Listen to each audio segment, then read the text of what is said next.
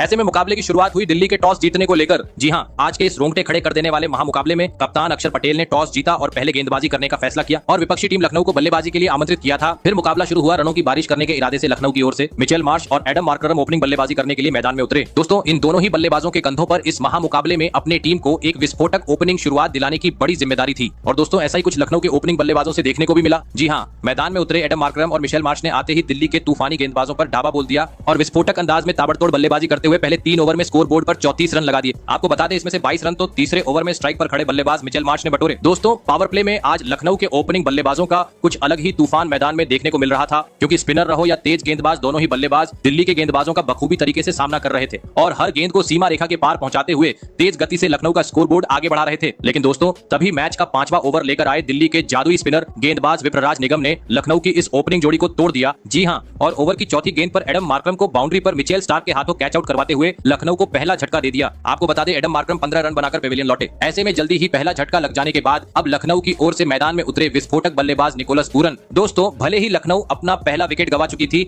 लेकिन इसके बावजूद पावर प्ले का अंतिम ओवर स्ट्राइक पर खड़े बल्लेबाज मिचेल मार्श ने अपने नाम किया और इस ओवर में 2 छक्के जड़ते हुए महज 20 गेंद में दिल्ली के खिलाफ अपना तूफानी 50 जड़ दिया। दोस्तों, लखनऊ को पावर प्ले में जिस शुरुआत की जरूरत थी वह ओपनिंग बल्लेबाजों ने अब टीम को दिला दी थी, लेकिन अब मैदान में मौजूद निकोलस पूरन और मिचेल मार्श के कंधों पर जिम्मेदारी थी कि पावर प्ले के बाद भी इसी रन गति को आगे जारी रखें। और दोस्तों, ऐसी ही कुछ झलकियां पावर प्ले के बाद अगले ही ओवर में देखने को मिली, जहां पर दोनों ही बल्लेबाजों ने गेंदबाजी करने आए विप्रराज निगम के परखच्चे उड़ा दिए और इस ओवर में 4 छक्कों की मदद से 25 रन बटोर डाले। दोस्तों, लखनऊ की घातक बल्लेबाजी देख अब पूरा स्टेडियम खुशी से झूम उठा था, क्योंकि मिचेल मार्श के साथ निकोलस पूरन ने भी दिल्ली के गेंदबाजों की धुनाई करनी शुरू कर दी थी, जिस कारण अब हर ओवर से दोनों ही बल्लेबाज 15 से 20 रन बटोर रहे थे और इसी के चलते जल्दी ही इन दोनों ही बल्लेबाजों ने तीसरे विकेट के लिए 50 से अधिक रनों की साझेदारी भी निभा डाली। दोस्तों, लखनऊ की घातक बल्लेबाजी देख अब दिल्ली के कप्तान अक्षर पटेल के भी पसीने छूट रहे थे, क्योंकि वक्त बीते जा रहा था और यह दोनों ही बल्लेबाज रुकने का नाम नहीं ले रहे थे। बता दूं, बल्लेबाजी इतनी घातक हो रही थी कि पवेलियन में बैठे ऋषभ पंत भी उनकी तारीफ करते हुए नजर आ रहे थे, जिस कारण दोस्तों मुकाबले में वापसी करनी थी तो किसी भी हाल में अब दिल्ली को इस जोड़ी को रोकना जरूरी हो चुका था। और आखिरकार ये काम करके दिखाया मैच का 12वां ओवर लेकर आए मुकेश कुमार ने, जिन्होंने टीम के लिए खतरा साबित हो रहे मिचेल मार्श को बाउंड्री पर कैच आउट करवाते हुए दिल्ली को इस मुकाबले की एक महत्वपूर्ण सफलता दिला दी। आपको बता दें, मिचेल मार्श 72 रन की एक धमाकेदार पारी खेल आउट हुए। ऐसे में 2 बड़े बल्लेबाज पेविलियन लौट जाने के बाद लखनऊ की ओर से मैदान में उतरे कप्तान ऋषभ पंत। दोस्तों, भले ही एक छोर से मिचेल मार्श अपना विकेट गवा चुके थे, लेकिन दूसरी छोर पर खड़े निकोलस पूरन ने विस्फोटक बल्लेबाजी जारी रखी और कुछ ही देर बाद दिल्ली के खिलाफ अपना धमाकेदार 50 जड़ दिया। लेकिन दोस्तों, असली मजा तो 50 के बाद देखने को मिला, जहां पर 13वें ओवर में स्ट्राइक पर खड़े बल्लेबाज निकोलस पूरन ने आतंक मचा दिया और इस ओवर में 4 छक्के और 1 चौका लगाते हुए सबके होश उड़ा दिए। लेकिन दोस्तों,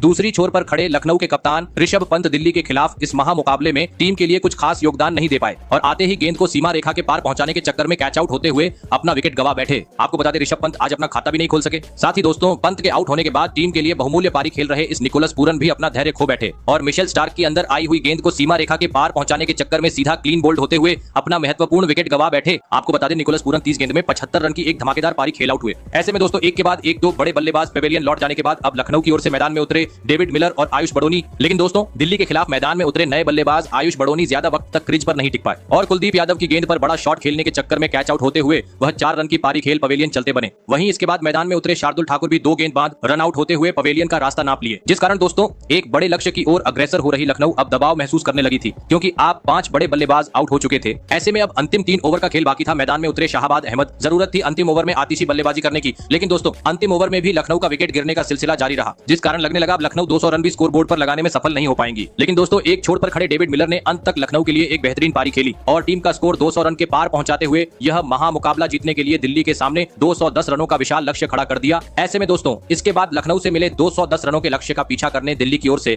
जैक फ्रेजर और फाफ डू प्लेसिस बल्लेबाजी करने के लिए मैदान में उतरे। दोस्तों, लखनऊ ने दिया हुआ लक्ष्य बड़ा था। ऐसे में दोनों ही बल्लेबाजों पर विस्फोटक अंदाज में शुरुआत दिलाने की बड़ी जिम्मेदारी थी। लेकिन दोस्तों, लक्ष्य का पीछा करते हुए दिल्ली की शुरुआत इस महामुकाबले में काफी खराब रही। जी हां, और पहला ओवर लेकर आए शार्दुल ठाकुर ने एक ही ओवर में दिल्ली को दोहरा झटका दे दिया। पहले तीसरी गेंद पर ओपनिंग बल्लेबाज जैक फ्रेजर को आयुष बड़ोनी के हाथों कैच आउट करवाया, तो वही एक गेंदबाज मैदान में उतरे नए बल्लेबाज अभिषेक पोरेल का भी पत्ता साफ कर दिया। आपको बता दें, जैक फ्रेजर जहां एक रन बनाकर आउट हुए, तो वही अभिषेक पोरेल आज अपना खाता भी नहीं खोल सके। ऐसे में पहले ही ओवर में 2 बड़े झटके लग जाने के बाद दिल्ली की ओर से मैदान में उतरे समीर रिजवी। लेकिन दोस्तों, लखनऊ की घातक गेंदबाजी के सामने समीर रिजवी भी मैदान में टिक नहीं सके और अगले ही ओवर में विकेट कीपर ऋषभ पंत को एक आसान सा कैच थमाकर पवेलियन का रास्ता नाप लिए। आपको बता दें, समीर रिजवी 4 रन बनाकर आउट हुए। ऐसे में दोस्तों, 10 गेंद के भीतर 3 बड़े बल्लेबाज पेविलियन लौट जाने के बाद अब दिल्ली की ओर से मैदान में उतरे कप्तान अक्षर पटेल। फिर यहां से अगले 2 ओवर में मैदान में मौजूद अक्षर पटेल और फाफ डू प्लेसिस के पल्ले से बेहतरीन बल्लेबाजी देखने को मिली। लेकिन पावर प्ले के अंतिम ओवर में दिल्ली के कप्तान अक्षर पटेल भी गलती कर बैठे और पावर प्ले का फायदा उठाने के चक्कर में निकोलस पूरन के हाथों कैच आउट होते हुए टीम को मझदार में छोड़ गए। आपको बता दें, पावर प्ले में 4 बड़े बल्लेबाजों को गंवाने के चलते पहले 6 ओवर में दिल्ली स्कोर बोर्ड पर मात्र 58 रन ही लगा पाई। दोस्तों, भले ही पावर प्ले दिल्ली के हित में नहीं रहा था, लेकिन लखनऊ में दिए हुए लक्ष्य के करीब पहुंचना था, तो अब मैदान में मौजूद फाफ डू प्लेसिस और नए बल्लेबाज ट्रिस्टन स्टब्स को ताबड़तोड़ अंदाज में बल्लेबाजी करते हुए एक साझेदारी निभाने की जरूरत थी। लेकिन दोस्तों, दिल्ली का विकेट गिरने का सिलसिला रुकने का नाम ही नहीं ले रहा था। जी हां, क्योंकि पावर प्ले के बाद ही दिल्ली को और एक बड़े झटके का सामना करना पड़ा और इस बार लखनऊ के गेंदबाजों का शिकार बने डुप्लेसिस। आपको बता दें, रवि बिश्नोई ने पाप डुप्लेसिस को 29 रनों पर पवेलियन का रास्ता दिखाया। दोस्तों,